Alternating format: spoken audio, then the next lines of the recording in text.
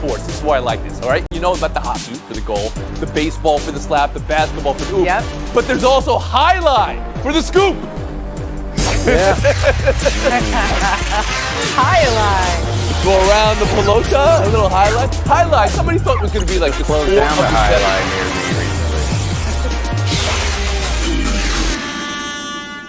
Sports person of the year, the short list, probably a long list this year. Giannis, Ohtani, Candace Parker. The Olympics probably put forth a half dozen candidates globally. Suni Lee, Caleb Dressel for the Americans. The first guy to do the milk crate challenge. no. I'll put him up for sports person of the year. Sports Illustrated has crowned Tom Brady for winning the Super Bowl his first year with Tampa. Frank, did Sports Illustrated get this right? Tom Brady, or who is your sports person of the year? Yeah, how can anyone sit there and say that they got it wrong? He won a Super Bowl as a 43-year-old. Remember, he made the biggest, off-season move in the history of the sport. It's now 2 Super Bowls over the age of 40, and right now he leads the league in passing yards and touchdowns. But guess what? They got it wrong, because my friend Ramona Shelburne reminded me, Giannis Antetokounmpo, let's think about what he's done by the age of 27. 2 MVPs, Defensive Player of the Year, and in the biggest game of his life, when he led the Bucks to their first championship in 50 years, he scored 50 points. And remember, 17 of 19 from the free throw line. Remember how the playoffs started? Fans mocking him, opposing players counting when he was at the line. Okay. His story, just like the playoffs, story of perseverance, toughness, and humility. Giannis Antetokounmpo. So you started with Brady, and then you made your way to Giannis. I see now. Ramona Shelburne, sports person of the year. So I'm going to lay this out. A older player goes to a new city after not seeing eye to eye with a coach, and Brady. the rest of the league sort of thought their best days were behind them, and wins here. a championship. Yep. Are we describing Candace Parker? Because that could be said for Candace Parker as well. Okay. Look, Tom Brady had a nice year. He certainly deserves that award. He also is local. Those awards were in Miami. They can get him. I don't think Giannis was available to fly down there. I would have gone with either Candace or Ohtani, though. Are you suggesting the award is based on who they can get? It's based on availability? Yeah. Is that what you're saying? Logistics. That's how we booked this show, actually. Israel, you were available today. Thank you. Who's sports person of the year? Of course. Well played. So, look, I look at Tom Brady, and it's hard to argue against this, not just because of what he did, not just because he's, arguably the greatest football player ever, probably in most people's mind the greatest quarterback ever, and that pairing of he and Bill Belichick, him separating and then doing this, okay? On top of all of that, to do it at his age, okay, this is not something that we just sort of normalized with LeBron James, right? We sort of have, right? In his late 30s. He's 44. Is he 45 already? Like, he is doing this at a top of the league level. I can't say that word. And at this, in his mid-40s, as somebody who's in my mid-40s as well, like, I just think about it all the time. All the time. I marvel at it. So it's not about how old you are. I do think, though, that this year, no, it is. It is in professional sports, and not in how old I am. It's how old he is. And so with this particular one, though, I think this year, I look at it and say maybe somebody who made the best out of a bad situation, because we're all in a terrible situation in the pandemic. And I thought Suni Lee, Simone Biles, as sort of a combo, would have been the ideal sports person of the year. Sports people of the year this year, just because of how, all the things that Simone brought to light with her issue, and then also Suni Lee and that, making sort of the best of that situation and winning herself. I thought that probably was the best option this year. Well, for me, it's always about transcending sports. And I thought that Sports Illustrated got that right in the past few years. Last year with 5 people citing their social justice work, Megan Rapinoe before that, even the Golden State Warriors, who had voiced their opposition to the Trump administration, and they got an award. And I thought that Izzy really hit on it. For me, it would be Simone Biles, along with Naomi Osaka, because what they did for the conversation about mental health, not only in sports, but in every other corner of society, was tremendous. Have you ever heard of the mental wellness app Calm? That went viral this year after those 2 came out. And it went beyond sports. I mean, you had major corporations, Fortune 500 corporations, starting to look at the way they were doing business and the way they were helping people in their workplace who needed some help. So I would champion those 2. Well said, Kevin Blackistone. Israel Gutierrez, last word after the horn. Yeah, just the fact also that it was the 2020 games happening in 2021, just sort of symbolic of where we are True. as a world, and that happening in that event, I think probably should have And played a Frank, little bit of a real part. quick. Yeah, you remember when the U.S. hockey team was named? You had the U.S. women's soccer team. They all appeared on it. Come on, Tony, the little engine that could. What about the Italian national team? They got to get some consideration. Oh, come A little on. bit too hard. None of us have said Otani, Why by not? the way. How are we not saying Otani? Well, he could have finished second. You also gave Giannis credit for having 2 MVPs by the age of 27. It's a yearly award, so it's 1 year, and he didn't even win the MVP last year, Frank. You're going the wrong way. We've been horned. We move on. Nets 102, Mavs 99. Dallas had the 17-point lead in this game, and the ball at the end. And when Doncic hoists this up, I mean, you could just see it going in, right? It doesn't. Dallas had plenty of chance after that. Nets defense got stout, and it was Hardaway who took the last shot for the miss. Luka's numbers this year. Let's talk about this. Down slightly. He's been asked to answer questions about his weight and conditioning. In Tim McMahon's piece for ESPN, it said he came in 30 pounds overweight this season. Luka said it was a long summer. He had the Olympics, and then he took a little bit of rest, 3 weeks. And I know this from at least 3 FaceTimes Frank Isola's done. This next part you're going to love. Jason Kidd publicly commenting about how, he said this very politely, Luka and the team needs to play 5-on-5, so don't try to convince referees you need to call while the play is happening. I think he's saying don't complain as much, but he's very polite about it. Frank Isola, the floor is yours. Well, yeah, this show's been talking about that for a while. Yes, his fitness is not good. Maybe you should wear number 11. You look more streamlined there. But I give Jason Kidd credit because when he was talking to Luka Doncic. He was talking to the referees by talking about him complaining too much. Now, Jason Kidd was asked about Luka's fitness. You're not going to talk about that publicly, but clearly there is an issue there. He needs to improve his conditioning because he's a great player, but right now he's just not cutting it. Ramona Shelburne, do you see this as a conditioning problem that the Mavericks have with Luka Doncic? Yeah, but that's been the case for him since he came into the league. I mean, as soon as he came into the league, they were talking about we should get him a private chef. He's got to get in better shape. Yep. Think of how great he would be when he's in amazing shape because he's never been in the best shape, but he's been a top 5 MVP kind of player every single year he's been in the league. Last year when I covered him in the playoffs, I mean, there was a noticeable drop-off from the first 3 quarters to the fourth quarter because he gets tired. He was 35% in the first 3 quarters from 3, 29% in the fourth quarter. This year he's actually better. He's 31% on 3 in the first 3 quarters, 41% in the fourth quarter. So he's getting better in that way, and I think it's because Jason Kidd has said, we got to get the ball out of his hands in the first 3 quarters so he has something left in the fourth quarter. I think this year it's just a function of him just being in and out of the lineup with that ankle injury. He's got to play himself into shape. Is real Dallas hovering around 500, below 500? The numbers slightly down for Doncic.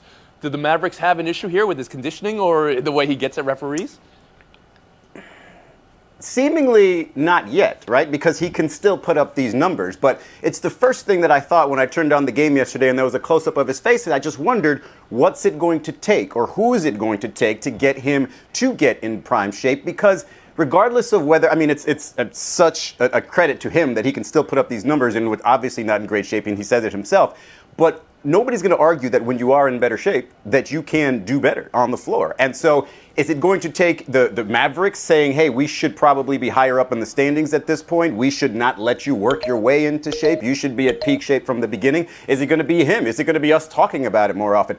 It's a credit to him that he can still do this at this level of fitness, but what can he do if he was in this great shape? And I think, if Jason Kidd isn't the coach that can do that for him, that can get him across as somebody who's played for so many years, I'm not sure how many can. So it might just be a Luka thing. Whenever he decides he's going to need to get into that type of shape. This is interesting to me because the idea of getting in great shape, real shape, great shape, what does that even mean?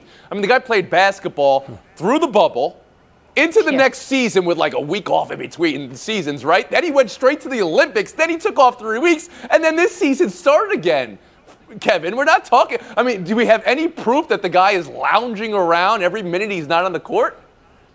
None. We don't have that, but it just reminds you about what it takes to be a great player in any league, but particularly in the NBA. We talk about the regimen of LeBron James, right? All the games that he's put on that body, and yet he's in tremendous shape. And you have to do that in order to be a great player. And I would say this is a problem for the Mavericks. And as far as the the complaining to the referees, we know that the rules have changed this year. And those rule changes have affected a guy who plays a physical offensive game like Doncic. And you see that he's not getting to the free throw line as much as he has in his career. And when he gets there, he's not even shooting as well. Ramona after the horn. Well, I was just wondering, Tony, you're a ref, right? So when we complain about our point score, when we get upset, do you give us more points or no? No, I mean, that's a fair point. I'm still stuck on the getting in shape part here. I am. I mean, he's played basketball nonstop for the last 3 years. I don't understand. But what is he doing with his off time? You don't know what he's doing when he could probably leaves play the court. better if he had better conditioning and better fitness and was a little bit lighter and can probably get up off the air, get up off the ground a little faster. Like, all those things can happen. Yep. He can still be better. That's right. We've been horned. We're going to move on. Trevor Zegras, this Sonny Milano. This is the goal of the year. This is legal. Woo. There's a couple of questions here, though, and how close is this to being illegal is one of them. Milano's stick nearly higher than the crossbar. Rule 80.3, repeating, of course, in the rule book says any slap at a puck has to be below crossbar level, but that was allowed. And also, did Zegras even need to do this? Look, it was kind of open. Wasn't it open for a normal pass? Israel, do you want to try to answer either one of those or just marvel at this goal? I mean, that's like saying Tracy McGrady didn't have to throw it off the backboard to himself to dunk that ball or to get it in. Who cares? It gave us that. I'm just waiting for a name on this. The alley-oop is already taken, so what are we calling this? I thought you were going to volunteer a name for us rather than just ask a rhetorical question. I give you guys points when you give me something. Give me something, Kevin Blackistone.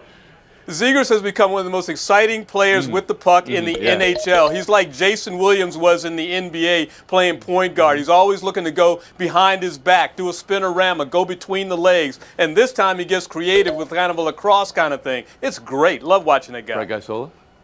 Yeah, Kevin stole my thunder. I was thinking the same thing. It definitely had a lacrosse feel to it. But let's not forget the St. Louis Blues, their role in this. How poor was the defending? We need someone in the national media to ask them if they're embarrassed by the way that they performed during that play, like we asked the Bills.